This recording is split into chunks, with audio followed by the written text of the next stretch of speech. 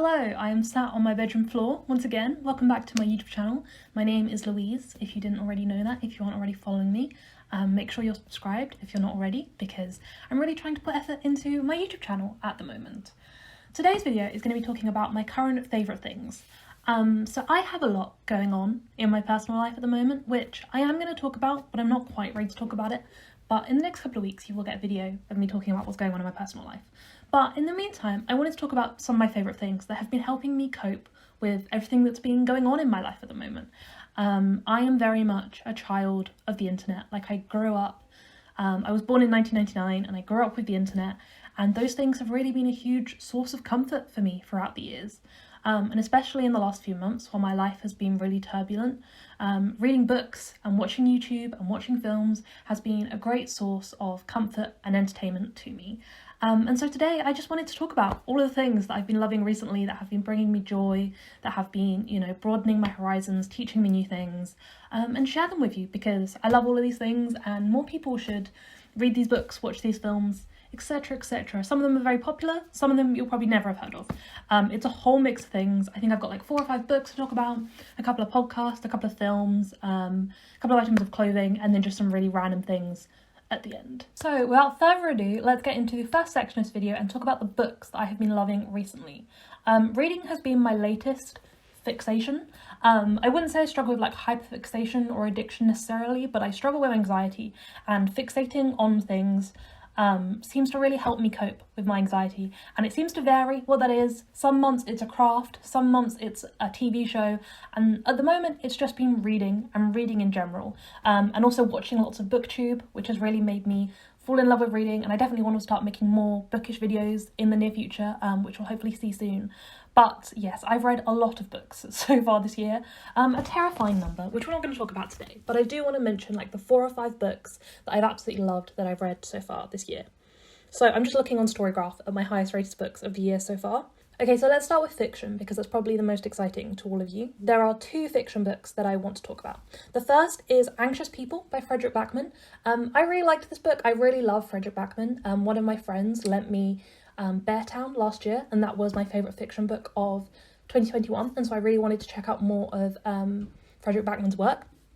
And some of his books were on sale on Kindle for like £1 each, so I bought a load of them, and I've been working my way through them.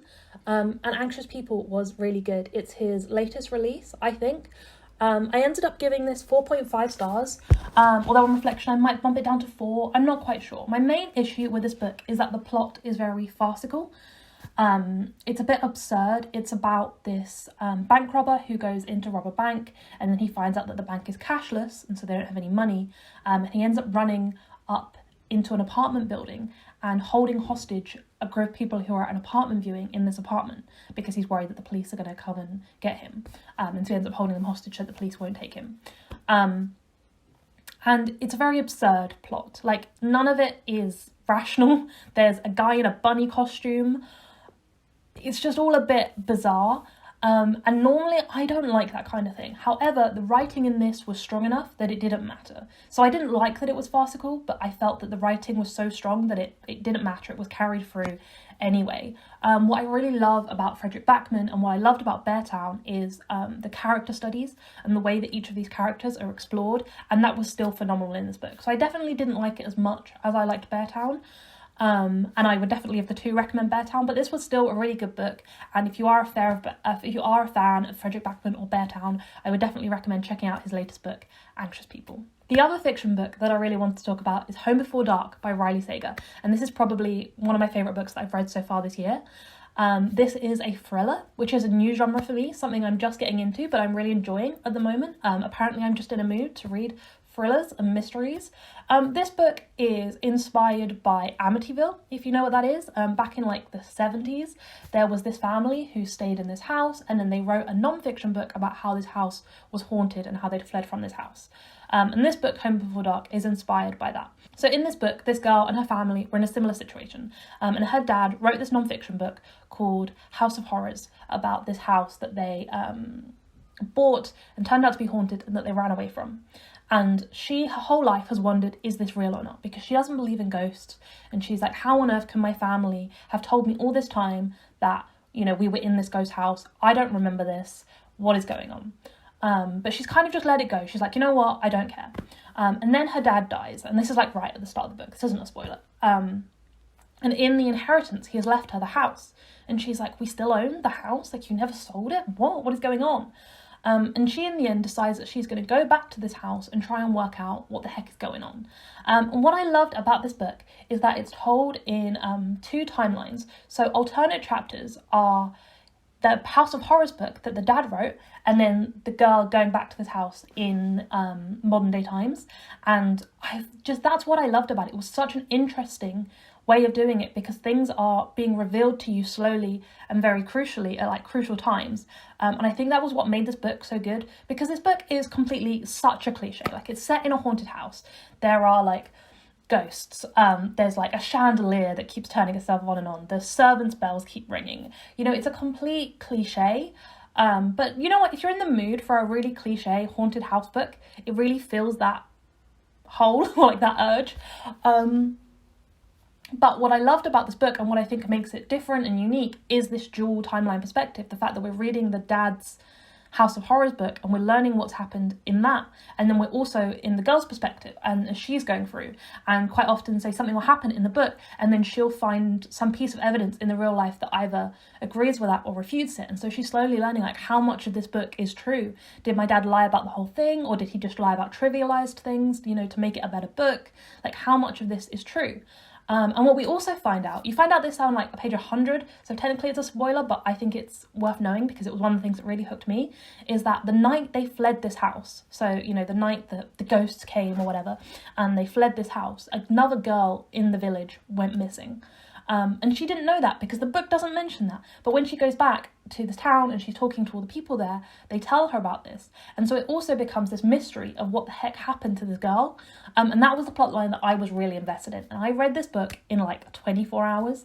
I just couldn't put it down. Like, I was just so hooked. It's not the best book in the world, and it is a complete cliche, but it just grips you. Like, I read this I just could not put it down. I read it in 24 hours, and I would highly recommend it if you're looking for something that has a spooky vibe but isn't too scary, will really like keep you on the edge of your seat and keep you hooked. And if you just want to feel that like, you know, urge to read a haunted house book, would highly recommend this book. Okay, then I have one memoir which I want to talk about, which is Somebody's Daughter by Ashley C. Ford. I read this because I heard everyone on BookTube talking about it. I think it was one of the book of the month books, and so, you know, a lot of people had it and were reading it and talking about it, and I was really intrigued by the themes in it. It's a memoir of Ashley's life so far. I believe she's already famous for like journalism and public speaking. I think this is her first book, but she was already well known.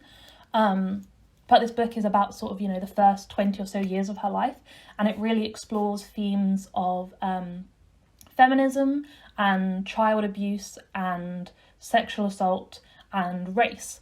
So definitely some trigger warnings for those things. Obviously those aren't fun topics to read about, but that is what this book is about, and obviously that's her true lived experience. And also her father is in prison, and so she's exploring that and what that means, and it was just so well written. There were definitely some passages in this book that just, you know, I stopped and read them out loud because they were so poignant that I was like, I need to absorb this. And so I like slowed my reading down and read the passages out loud because I connected with them so much, especially about her having a really difficult relationship with her mother was something that I connected to a lot and found lots of meaning in. I ended up giving this book 4 stars. I know a lot of people don't rank autobiographies and memoirs because it's really hard to, because I think my criticism are kind of like that it didn't quite feel like a whole book. It almost felt like there was something missing from the plot, but I realised that's because it's a real life book. Like, it's hard to criticise that when she is just writing about her real life experience. Like, if this had been a fictionalised book, I felt like it needed some climax at the end, and it didn't really have that. So it's really hard to judge, but it is really good. It's a really difficult read, and I would definitely check out the trigger warnings and go into it when you're in a good place to read it or when you want to learn more about these themes. But just so moving and so real, and about, you know, generational trauma and how things shape us. I really love memoirs and autobiographies. It's something that I've really got into in 2021, and there's a lot that I'm excited to read, but that's definitely the best one that I've read so far. On a similar but also completely different vein, we have another memoir, I guess, called A Bit of a Stretch by Chris Atkins. Chris Atkins is a documentary filmmaker. He was really famous in like the 90s, 2000s, I think. I honestly don't know. This is the first piece of his work that I've explored. But he was arrested for illegally funding one of his documentaries. To be honest, I didn't really understand the crime, but you don't really need to. The book is about his experience in prison and what that was like. And it was harrowing. And that is something that I think everyone should read, because I think we don't really talk enough about the justice system and prison and what it's like for people. He only spends about 6 months in prison, and even the time that he spends there is so eye-opening. Like it was so eye-opening for him, and that's why he decided to share this story and write this book, because he was like, we can't ignore this, you know, what's going on behind bars, people suffering so much with mental health conditions, and how that's just not, you know, supported at all, and how the way that prisons operate at the moment makes it worse and makes people more likely to reoffend rather than to, you know, become rehabilitated. So definitely an important book about the prison and the justice system, which is a topic that I, for some reason, have become really interested in. I will probably make a video at some point listing all the various films and documentaries that I would recommend about the subject, because I don't feel like it's a subject that I'm qualified to talk about, but it's just a subject that I'm fascinated by for some reason, and I think it's something that we should all be talking about more. But in particular, if you are interested in, you know, justice and the prison system, and particularly in the UK, a lot of what I've read is written about what's happening in America, but obviously this is set in the UK in a men's prison. It is a very harrowing book. Definitely want to check the trigger warnings on for things like self-harm and suicide, and it does go into those things in somewhat graphic detail. It's not the worst in the world, but it is, you know, if you are sensitive to those things, it probably would be quite triggering.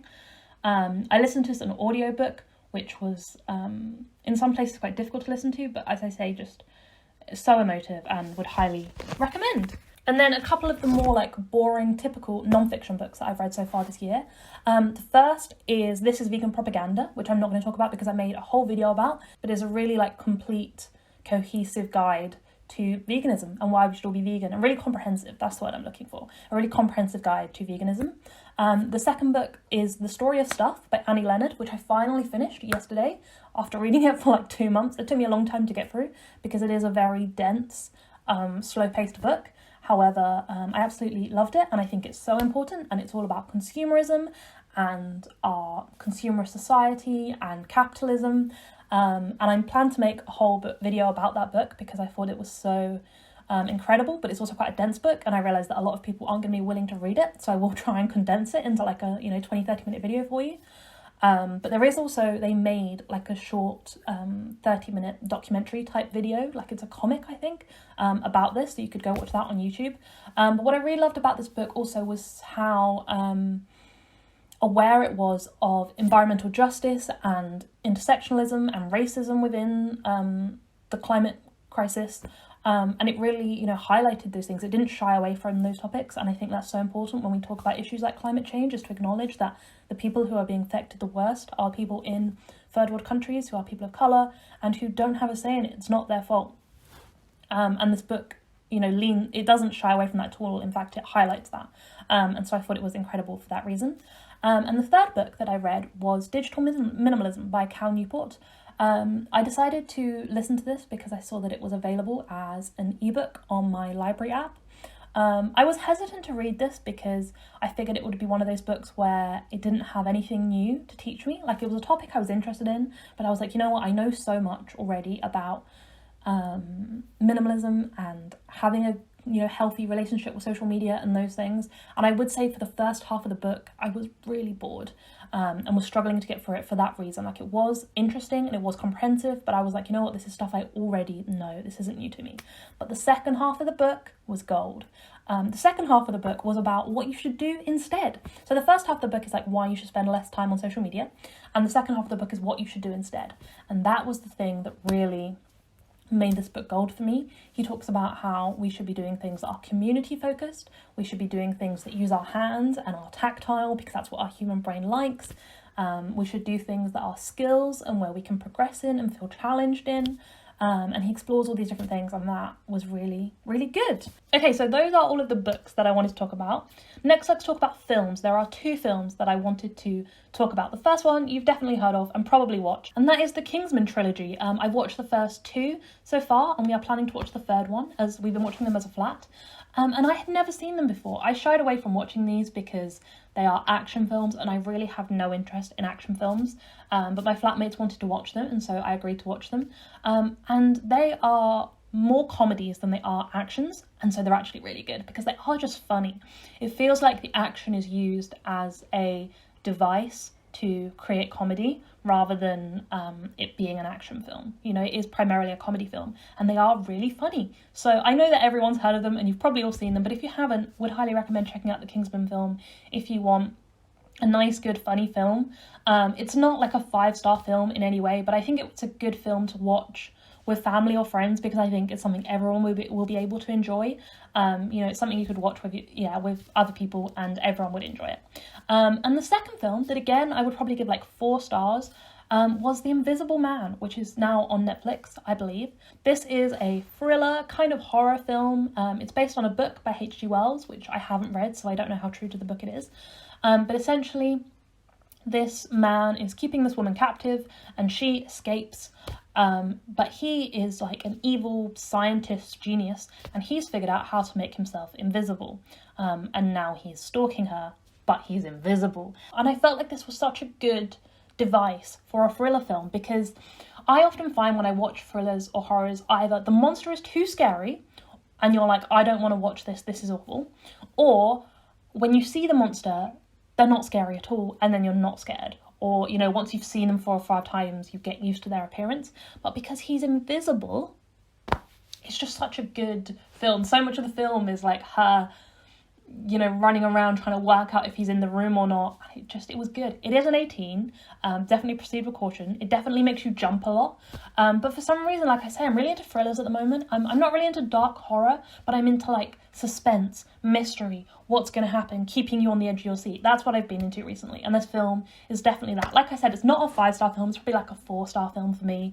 But again, one that, you know, if that's what you and your friends or family are into, you could definitely watch it as a family. It's kind of like a psychological thriller. But yeah, I actually really enjoyed that. I think it's probably the only film in that genre that I've like actively enjoyed. I struggle with a lot of psychological thrillers. I should like them. Things like Gone Girl, Girl on the Train, like I should like them based on other things that I like, but I just don't. I often find them boring, easy to predict, or I just don't care about the characters. But this one just kept me on my edge of my seat the whole time. I absolutely loved it. Okay, so the next thing that I want to talk about is podcasts. I am a big fan of podcasts. As someone who struggles with anxiety, I have to have something playing in the background at all times. It really just helps me to feel calm. I'm someone who is rarely has silence. I'm always doing something, or there's always something playing. And so podcasts are really good for that. And there are 3 that I have discovered recently that I wanted to bring to your attention. The first is called Books Unbound, and it's by Ariel Bissett, who you might know from YouTube, and her friend Raylene. I can't remember what her surname is, but they run this book podcast together, and it's just wholesome and cozy. Each week they talk about, you know, the books they've read that week, the books they want to read that week. They share some book recommendations, things like that, and it's just cozy and wholesome, and it feels like having friends in the room. You know, it's nothing wild or extraordinary, but it's just so nice and comforting to listen to.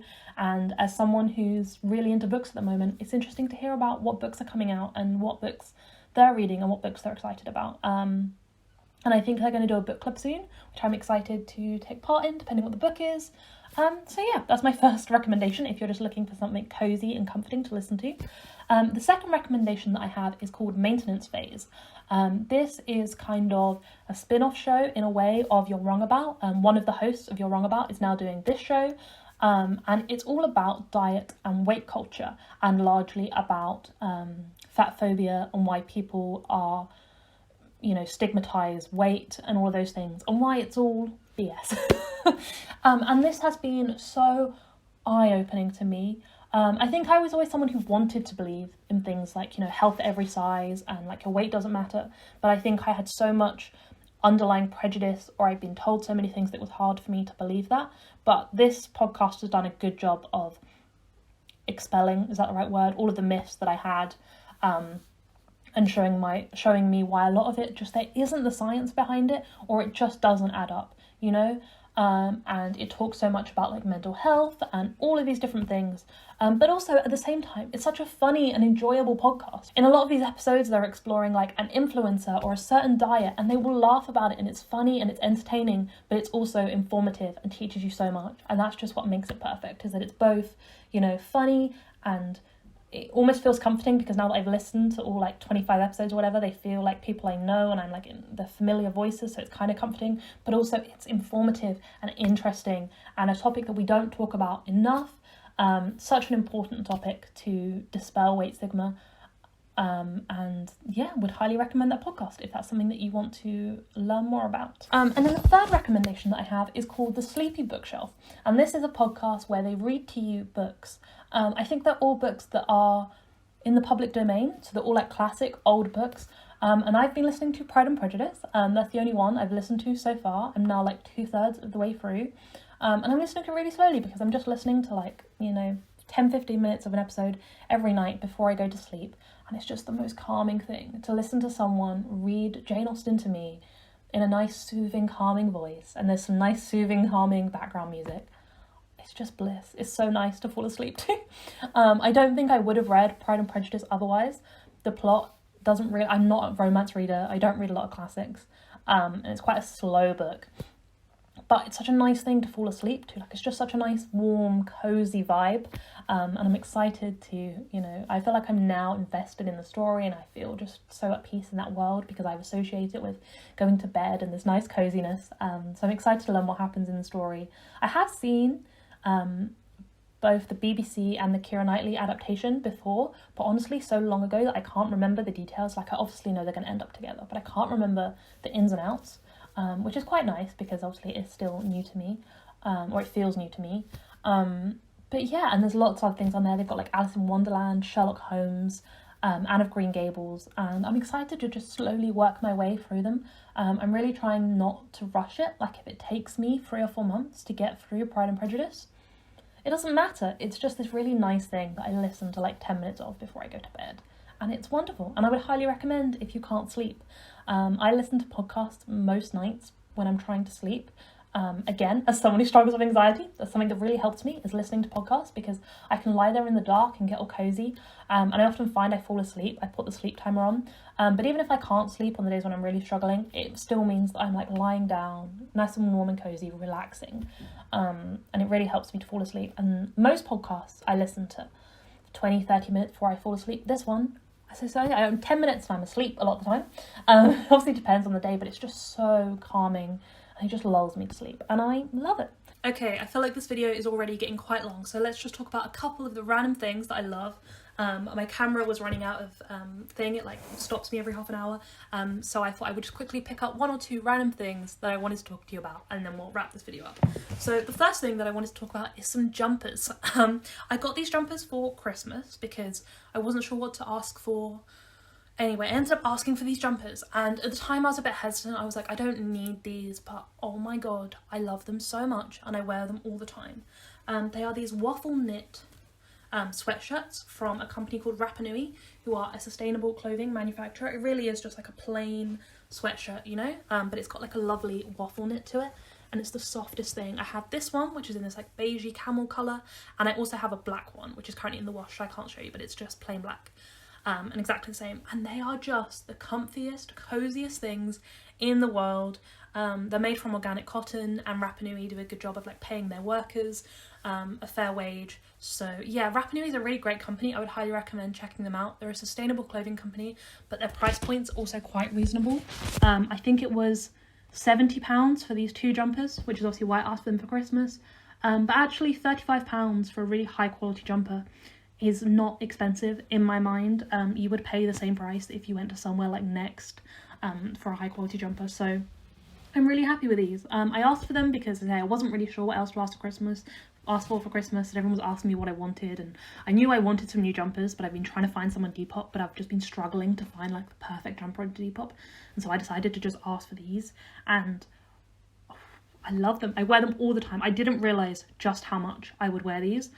You've probably seen from my previous videos this year that I just wear these all of the time, which I didn't. As I said, I knew I was going to like them, and I ordered them in these really neutral colours because I'm trying to build up this kind of like capsule wardrobe of, you know, really easy to wear neutral colours. Like, this is what I gravitate towards, and I know it will last me years because it's in a neutral colour and because it's high quality.